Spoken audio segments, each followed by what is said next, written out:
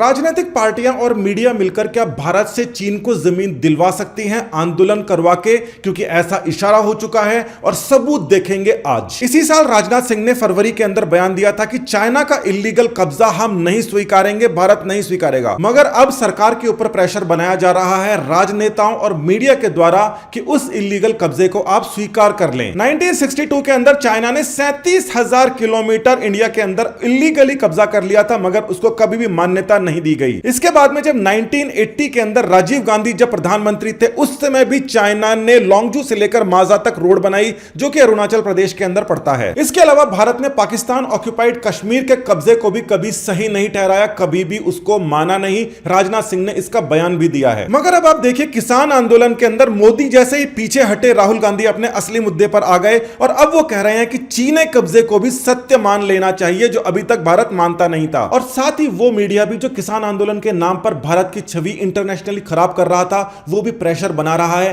कि इस कब्जे को अब सच मान लेना चाहिए, परमानेंट मान लेना चाहिए। राजनाथ सिंह की फुल स्पीच को अगर आप ढंग से पढ़ते हैं, उन्होंने सीधे तौर पर कड़े शब्दों में यह कह दिया था कि भारत ने कभी भी इस इलीगल ऑक्यूपेशन को, अनजस्टिफाइड क्लेम्स को कभी भी नहीं स्वीकारा है। 1962 तक 38,000 किलोमीटर चाइना पहले ही कब्जा चुका है। उसके साथ पीओके के अंदर चाइना जाकर पाकिस्तान से 5,180 किलोमीटर भी ले चुका है और इसके साथ ही 90,000 किलोमीटर जो अरुणाचल प्रदेश का है, उसको भी चाइना अपना मानता है। मगर भारत ने कभी भी पाकिस्तान और चाइना की झूठ को कभी नहीं स्वीकारा और कभी नहीं स्वीकारा कि ये एरिया उनका है। भारत ने हमेशा ये कहा है कि ये एरिया हमारा है और यही सच है। राहुल गांधी इससे बिल्कुल अलग राय रखते हैं और वो कहते हैं कि अब इस चीनी कब्जे का भी सच मान ही लेना चाहिए। किसान आंदोलन की गैर वाजिब मांगों को हवा देने वाली मीडिया भी क्या कह रही है कि चीन भारत में गांव बसा रहा है और मीडिया कांव कांव कर रहा है। अब यह बात बिल्कुल सही है कि चीन ने भारत के अंदर आकर इलीगली ऑक्युपाइड टेरिटरी, जो पहले से ऑक्युपाइड थी, उसके अंदर गांव बसाया। चाइना भारत की टेरिटरी से सी पैक लेके जा रहा है। आप ये देख सकते हैं कि ये पीओके से निकलता है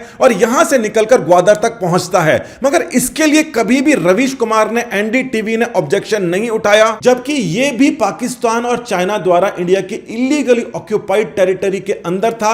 इसकी कोई रिपोर्टिंग नहीं की गई इस प्रकार से। अब इस खबर को देखिए कि अरुणाचल प्रदेश के अंदर एक गांव बसा लिया है और 56 इंची तो कुछ कर ही नहीं पा रहा। मतलब इसको इस प्रकार से दिखाया गया कि कोई नई जमीन के ऊपर कब्जा कर लिया है और मोदी भी उसी तरीके से चलते आए हैं कि पुराने वाले प्रधानमंत्रियों ने जैसे जमीन दे दी थी पाकिस्तान को, चाइना को, ये भी वैसे ही कर रहे हैं, कुछ नया नहीं है। मगर यह पूरी तरीके से एक भ्रामक खबर एनडीटीवी ने फ्लोट की थी और असली खबर यह है कि 1959 के अंदर, यानी कि नेहरू के समय, जिस समय उन्होंने इंडिया को बताया भी नहीं था कि यह जमीन कब्जा ली गई है, उस समय की जमीन के ऊपर यह गांव बसा है। अब यहां पर इतने सालों से जो आपको हिस्ट्री बताई गई है, उसके अंदर एक लोचा आ गया है। लोचा इसलिए आ गया है क्योंकि आपके और हमारे हिसाब से तो 1962 से पहले हमारी किसी जमीन को कब्जाया नहीं गया था, जबकि असली बात यह है कि उसके पहले 1959 के अंदर भी जमीन कब्जाई जा रही थी और आर्मी को तैयार नहीं किया जा रहा था चीनी आक्रमण के ऊपर। अब यह देखिए, उसी एनडीटीवी पर दोबारा से एक और एजेंडा आता है और कहता है कि लीजिए एक और गांव भी यहां पर बसा लिया गया है अरुणाचल प्रदेश के अंदर,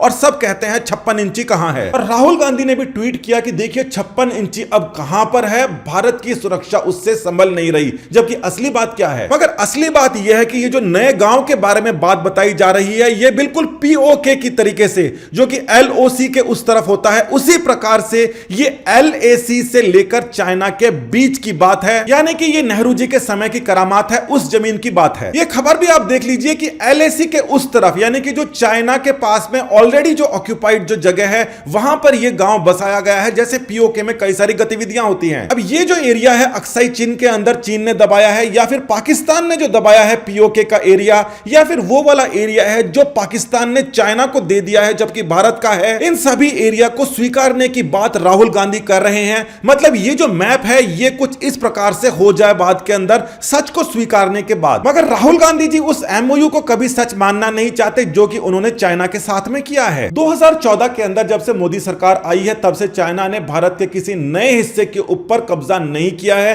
राजनाथ सिंह जी ने इसको राज्यसभा के अंदर पूरा बयान दिया है। राजनाथ सिंह बयान देते हैं कि इस कब्जे को हम कभी भी नहीं स्वीकारेंगे और इस एरिया को हम वापस लेके रहेंगे। मगर राहुल गांधी ने किसान आंदोलन के साथ ही साथ के अंदर इस एजेंडा को भी आगे पुश कर दिया है कि इस चीनी कब्जे को भी अब सच मान लेना चाहिए। हो सकता है कि आपको लगे कि यह शब्दों का फेर है, आप कहें कि इसके अंदर सच को स्वीकारना क्या बड़ी बात है, मगर इस सच को स्वीकारने का मतलब क्या होता है डिप्लोमेटिकली कि हमने बाउंड्रीज को स्वीकार कर लिया है, उनको हमने डिस्प्यूटेड बाउंड्रीज मानने से मना कर दिया है। पीओके के अंदर चाइना जब डैम बनाता है तो रवीश कुमार कांव नहीं कर पाते, वो कुछ नहीं कहते इसके बदले में। पीओके के अंदर जब चाइना सीपैक बनाता है तो रवीश कुमार कांव नहीं कर पाते। 1962 से भी पहले 1959 के अंदर चाइना ने जो भारत का एरिया कब्जा लिया था, जहां पर आज जाकर गांव बनते हैं, तो रवीश कुमार कांव करने लग जाते हैं। और ऐसा इसलिए होता है क्योंकि पीओके वापस लेने की बात किसी कांग्रेस सरकार ने नहीं की, मगर इस बार वाली सरकार कह रही है कि हमारा नेक्स्ट एजेंडा पीओके को वापस लेना है। और ये जो पीओके वाला एरिया है 370 के साथ में जुड़ा है। कांग्रेस सरकार पहले कह रही थी कि इसको 370 तो हटा ही नहीं सकते,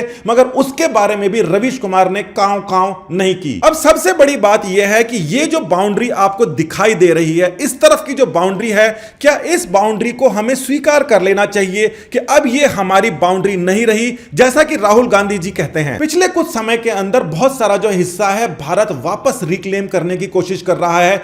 आज तक की पुरानी सरकारों ने इसके लिए कुछ नहीं किया, तो कई सारे आंदोलन हो रहे हैं बिल्कुल बेमतलब। एनआरसी सीएए वाला जो मुद्दा था, उसके अंदर भी आंदोलन खड़ा किया गया। सच्चाई यह है कि उसका किसी भी भारतीय से लेना देना नहीं था, बाहर से आने वाले लोगों के लिए लेना देना था।